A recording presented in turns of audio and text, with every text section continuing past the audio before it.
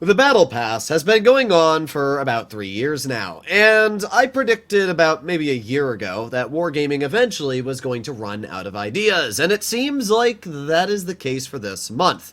Stage 30 of the Battle Pass is going to give you the Noble Camo for the AT-15, a Tier 8 British tech tree tank destroyer. Now, it's not surprising to me at all that Wargaming has opted to not put a new Battle Pass tank into the game. First of all, they've done like, what, 36, 37 Battle Passes at this point, which means that they've literally put like 36 Tier 6s into the game. They've even overlapped Tier 6 collectors that have already existed as a collector, because we've had the Spark, which is a Skoda T25 collector variant. And then there's like a new version that was put out like 2 months ago of the Spark again. That's another Battle Pass variant. Like, what? Wargaming's now doing Battle Passception. Like, I don't even know what to say at this point. So, Wargaming has clearly run out of ideas. Now, I've said this in the past. All Wargaming needs to do to make the Battle Pass somewhat exciting is extend it out to, like, 3 months, like World of Tanks PC does it, and then have maybe a Tier 8 premium as a reward. It could still be a reskin Tier 8.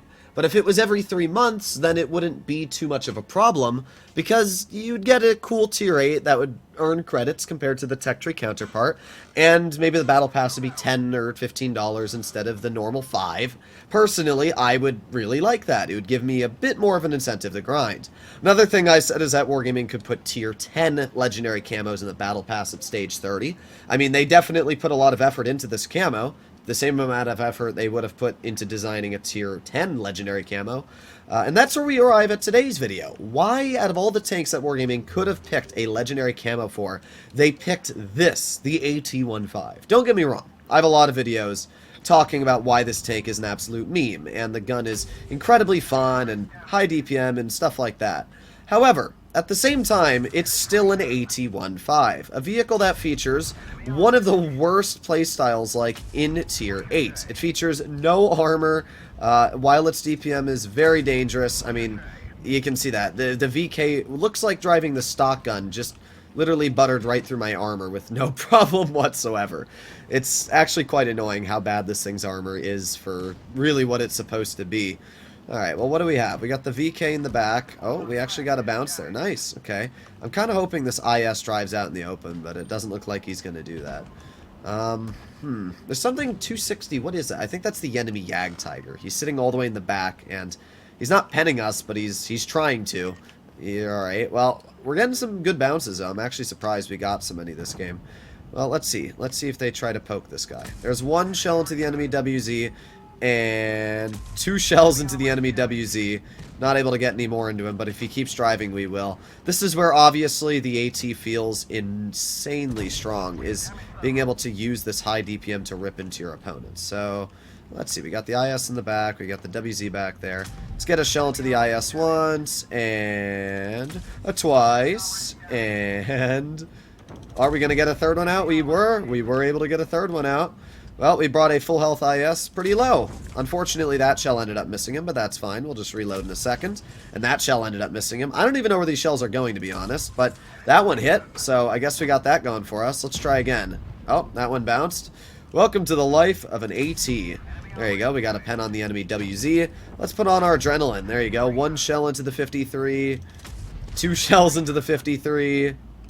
3... Okay, well, I don't even know what to say about that shot there. That one just kind of screwed me. Either way, we've done pretty well this battle so far. The enemy WZ appears to be running, so we're going to aim in another shell on him. Nice 220 roll. And 53 TP bounces us. What a stupid game.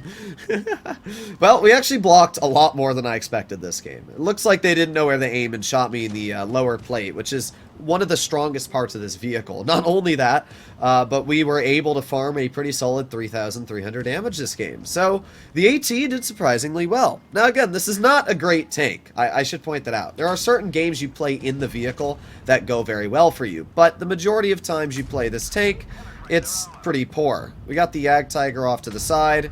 There you go. We got 1 pen into his vehicle. Let's see if we can get a pen into the VK. Unfortunate. This vehicle actually features like really, really mediocre dispersion. I'm actually running refined gun, but its on-move dispersion is really poor. It's kind of like driving a Badger, so because of that, you have to be a little careful. But again, I mean, we are just ripping into this poor VK. You can see that his, like, 2k DPM means literally nothing to us when we can reload in 3.4 seconds. So all that's left is the enemy Yag Tiger at this point, who is not much of a threat, let's be completely honest. We're just going to jump off this little cliff right here. We're going to roll around the corner and a bonk. There you go. So, pretty good first battle. We were able to get out a solid almost 4,000, I would be willing to say, which is a lot for an AT-15. Let's take a look. Yeah, 4,400 damage. Like, holy crap. We aced it, came out with a very solid victory.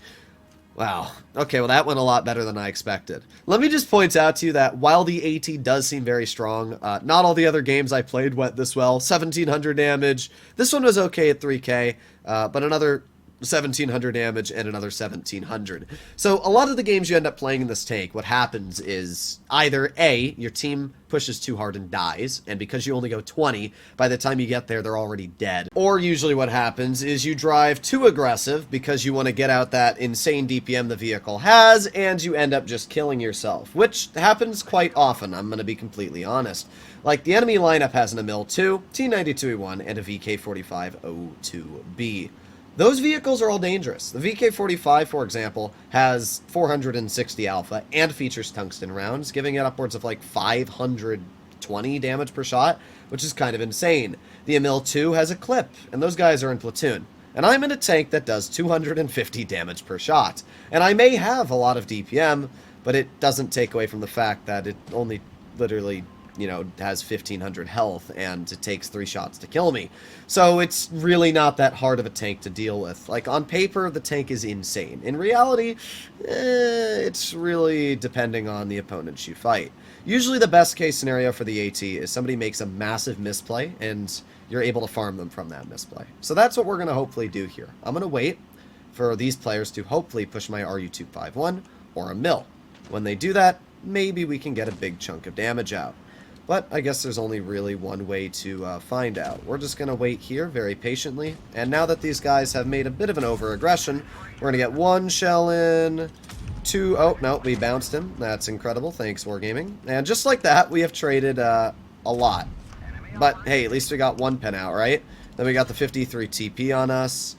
Oh boy, this is a disaster waiting to happen. Well, the good news is the T-28 Proto has decided to kill himself. Oh, no, we don't get that shell out. But it looks like his teammate, or my teammate, actually got the shell out, and he died. Alright, well, let's get 1 shell into the VK. The 53 TP is on my rear. There's 2 shells into the VK. Looks like the 53 actually missed me. 3 shells into the VK. Come on, reload. 4 shells into the VK. 5. There you go, ammo racked him. Beautiful. Alright, well, now we got the 53 TP on us. I don't know where the Emil is, but as we can see, he's right on us. And we're probably going to die. But before we do, I'm going to try and get out as much damage as I humanly can. So let's just try and angle. Oh, we got a bounce. Nice. We got another pen into him. Let's see if we can get any more. No, we didn't. But that's a good example of what the AT can do a good job at. I mean, we lost because, unfortunately, our Emil 2 decided that he was going to drive over to medium side. We could win this game, but the chances are not very high. The Skoda's going to get bonked by, yeah, this is 100% a loss. If this Emil 2 had literally just driven to base A, possibly could have been a win. And for anybody saying, well, why didn't you drive to medium side? My tank goes 20. If I go to medium side, by the time I get here, it's going to look like this, which is the problem with a tank that goes 20. So, at the end of the day, the AT-15 is an insanely dangerous vehicle. I mean, we literally tore that VK apart, and we were able to tear that 53 TP apart. But it is incredibly reliant on teammates because it does not have the mobility or armor to really survive on its own. It is 100% a team-dependent vehicle. So, yeah, it's a great example of the AT's strengths and weaknesses. Well, there's our defeat. I actually think we did pretty good this battle.